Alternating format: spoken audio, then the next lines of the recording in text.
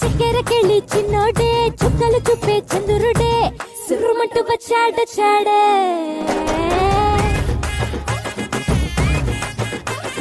గంధము గట్ట పూయండే బిందులు సిద్ధం చేయండే ఉన్నదంతా పట్టించేయండే